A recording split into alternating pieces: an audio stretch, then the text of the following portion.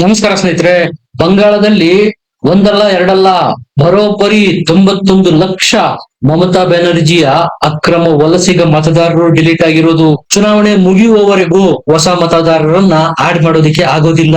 ಸುಮಾರು ಅರ್ಧಕ್ಕೂ ಹೆಚ್ಚು ಪಶ್ಚಿಮ ಬಂಗಾಳದ ವಿಧಾನಸಭಾ ಕ್ಷೇತ್ರಗಳಲ್ಲಿ ಚುನಾವಣಾ ಆಯೋಗ ತನ್ನ ವೆಬ್ಸೈಟ್ ನ ಫ್ರೀಸ್ ಮಾಡಿದೆ.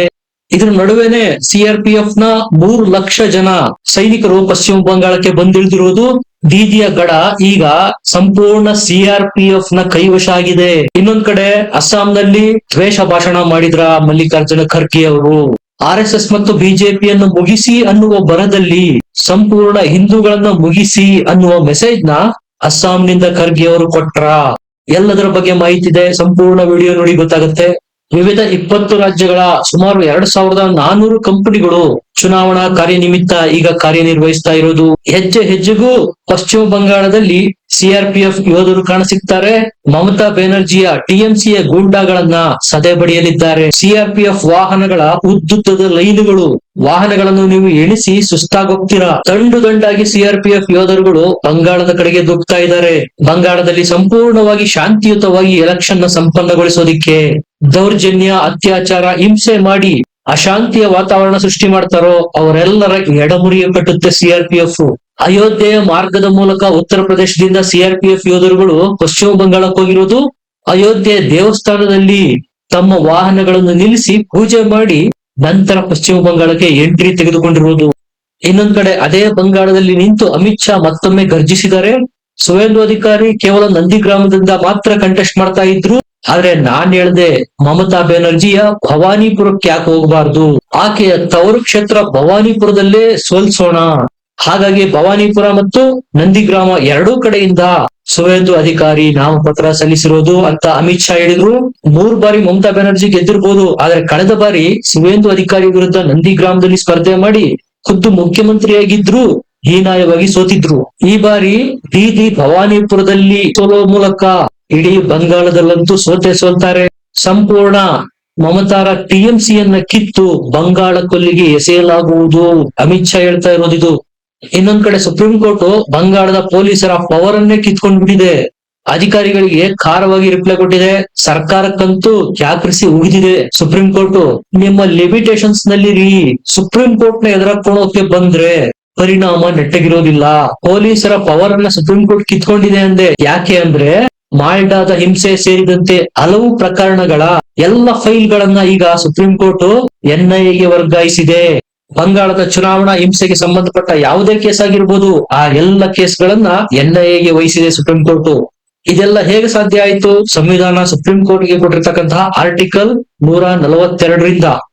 ಏನು ದುರದೃಷ್ಟ ನೋಡಿ, ಪ್ರಥಮ ಬಾರಿಗೆ ನಡೆದಿರೋದಿದು ಸ್ವತಂತ್ರ ಭಾರತದ ಇತಿಹಾಸದಲ್ಲೇ, SIR ನ ಇತಿಹಾಸದಲ್ಲೇ ಒಂದು ರಾಜ್ಯದ SIR ನ ಮೇಲ್ವಿಚಾರಣೆ ಸುಪ್ರೀಂ ಕೋರ್ಟ್ ನಿಂದ ನಡೀತಾ ಇರೋದು. ಆ ರಾಜ್ಯ ಯಾವುದು? ಪಶ್ಚಿಮ ಬಂಗಾಳ. ಇದಕ್ಕಿಂತ ದೊಡ್ಡ ಅವಮಾನ ಮತ್ತೊಂದಿದೆಯಾ?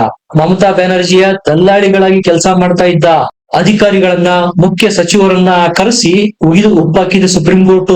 ಅವರೆಲ್ಲ ಸುಪ್ರೀಂ ಕೋರ್ಟ್ ನ್ಯಾಯಾಧೀಶರ ಮುಂದೆ ಕೈ ಮುಗಿದುಕೊಂಡು ಅಮಾಯಕರ ರೀತಿ ನಿಂತಿದ್ರು. ನಮ್ದೇನು ತಪ್ಪೇ ಇಲ್ವೇನೋ ಅನ್ನೋ ರೀತಿ. ಯಾಕಂದ್ರೆ ರಕ್ಷಣೆ ಕೊಡಬೇಕಾದವರೇ ಭಕ್ಷಕರಾದ್ರೆ, ಬೇಲಿನೇ ಎದ್ದು ಒಲ ಮೇದ್ರೆ ಬಂಗಾಳದ ಸಂಪೂರ್ಣ ಪೊಲೀಸ್ ವ್ಯವಸ್ಥೆ ಮಮತಾ ಬ್ಯಾನರ್ಜಿ ಅವರ ಖಾಸಗಿ ವ್ಯವಸ್ಥೆಯಾಗಿ ಕೆಲಸ ಮಾಡ್ತಾ ಇತ್ತು ನೋಡಿ. ವಿರೋಧಿಗಳನ್ನ ಹಣಿಯೋದಿಕ್ಕೆ ಪೊಲೀಸ್ ವ್ಯವಸ್ಥೆ ಬಳಸ್ತಾ ಇದ್ರು ಮಮತಾ ಬ್ಯಾನರ್ಜಿ ಅವರು. ಹಿಂಸೆಗಳಾಗ್ತಾ ಇದ್ರೆ ಆ ಸ್ಥಳಕ್ಕೆ ಅಧಿಕಾರಿಗಳು ಬರೋದಕ್ಕೆ ಗಂಟೆಗಟ್ಟಲೆ ಸಮಯ ತೆಗೆದುಕೊಳ್ತಾ ಇದ್ರು.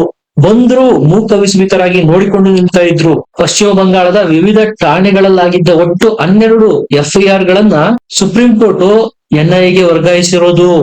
ನೀವು ತಡೆಯಲ್ಲ ಅಂತಿರಲ್ಲ ಹಿಂಸೆನ, ಅದನ್ನ ಯಾವ ರೀತಿ ಹತೋಟಿಗೆ ತರಬೇಕು ನಮಗೂ ಗೊತ್ತಿದೆ ಅಂತ ಪವರ್ ಅನ್ನ ಸಂವಿಧಾನ ಆರ್ಟಿಕಲ್ 142 ಕೆಳಗಡೆ ನಮ್ಗೆ ಕೊಟ್ಟಿದೆ.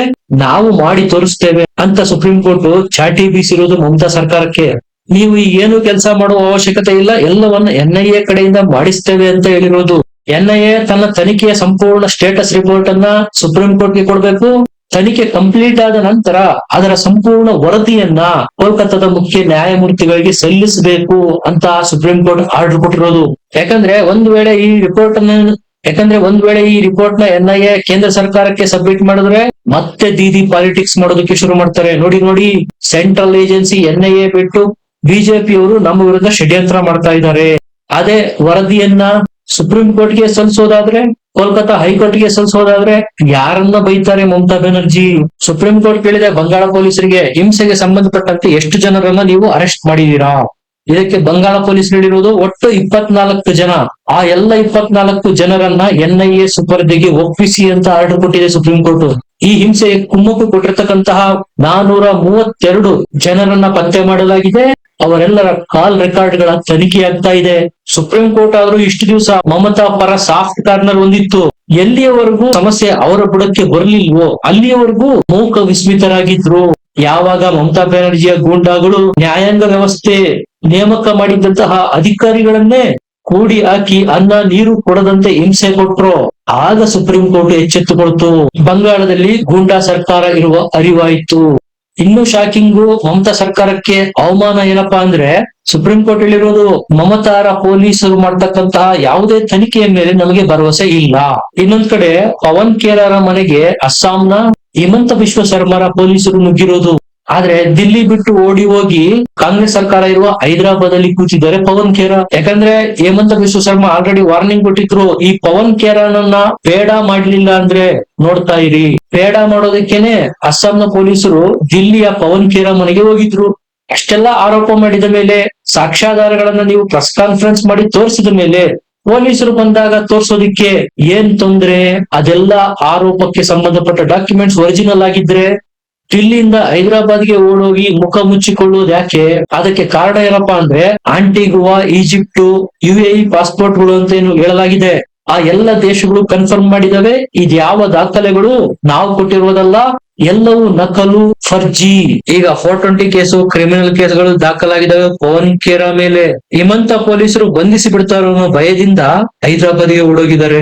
ಸ್ನೇಹಿತರೆ, ಪೊಲಿಟಿಕಲ್ ಅಲಿಗೇಷನ್ ಮಾಡಿದ್ರೆ ಈ ರೀತಿ ಎಕ್ಸ್ಟ್ರೀಮ್ ಮಟ್ಟಕ್ಕೆ ಹೋಗೋದಿಲ್ಲ.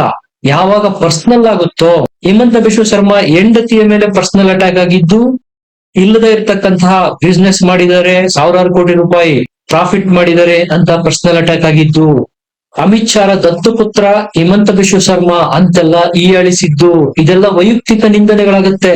ಇದು ವಿರೋಧಿಗಳಿಗೆ ಆಮಂತ್ರಣ ಕೊಟ್ಟು ಕರೆದಂತೆ, ಬನ್ನಿ ನನ್ನ ಮೇಲೆ ದಾಳಿ ಮಾಡಿ. ಇನ್ನೊಂದ್ ಕಡೆ ಮಲ್ಲಿಕಾರ್ಜುನ ಖರ್ಗೆ ಅವರು ಬಿಜೆಪಿ ವಿರುದ್ಧ ತೀವ್ರ ವಾಗ್ದಾಳಿ ಮಾಡಿದರೆ ಅಸ್ಸಾಂನ ಎಲೆಕ್ಷನ್ ಪ್ರಚಾರದಲ್ಲಿ. ಬಿಜೆಪಿ ಅವರು ಮತ್ತು RSS ನವರು ವಿಷದ ಸರ್ಪ ಇದ್ದಂತೆ. ಕುರಾನ್ ನಲ್ಲೇ ಬರೆದಿದೆ, ನಮಾಜ್ ನಿಲ್ಲಿಸಿ ವಿಷ ಸರ್ಪವನ್ನು ಮೊದಲು ಸಾಯಿಸಿ ಅನ್ನುವ ಅರ್ಥದ ಮಾತುಗಳನ್ನಾಡಿ ಬಿಜೆಪಿ ಮತ್ತು RSS ವಿರುದ್ಧ ಒಂದು ವರ್ಗವನ್ನ ಎತ್ತಿ ಕಟ್ತಾ ಇದ್ದಾರೆ. ಇದು ದ್ವೇಷದ ಭಾಷಣ ಅಲ್ಲದೆ ಮತ್ತೇನು? ಅವರ ಮಾತುಗಳನ್ನ ಕೇಳಿ ಕಾಂಗ್ರೆಸ್ ಕಾರ್ಯಕರ್ತರು ಚಪ್ಪಾಳೆ ತಟ್ಟಬಹುದು, ಆದ್ರೆ ಇದು ಉಳಿದಿರ್ತಕ್ಕಂತಹ ಮತದಾರರ ಮನಸ್ಸಿನ ಮೇಲೆ ಯಾವ ರೀತಿ ಪರಿಣಾಮ ಬೀರುತ್ತೆ? ಒಂದಿಡೀ ಹಿಂದೂ ಸಮುದಾಯವನ್ನೇ ಮುಗಿಸಿ ಅಂದಂತಾಗೋದಿಲ್ವಾ? ಹಾಗಾಗಿ ಕಾಂಗ್ರೆಸ್ನ ಮುಳುಗಿಸೋದಕ್ಕೆ ಒಬ್ಬ ಖರ್ಗೆ, ಒಬ್ಬ ಪವನ್ ಖೇರಾ ಅಂತವರೇ ಸಾಕು. ನಿಮ್ಗೆ ಏನನ್ಸುತ್ತೆ? ಕಮೆಂಟ್ ಮಾಡಿ, ಲೈಕ್ ಮಾಡಿ, ಚಾನಲ್ ನ ಸಬ್ಸ್ಕ್ರೈಬ್ ಮಾಡಿ. ಮತ್ತೆ ಸಿಗೋಣ. ನಮಸ್ಕಾರ.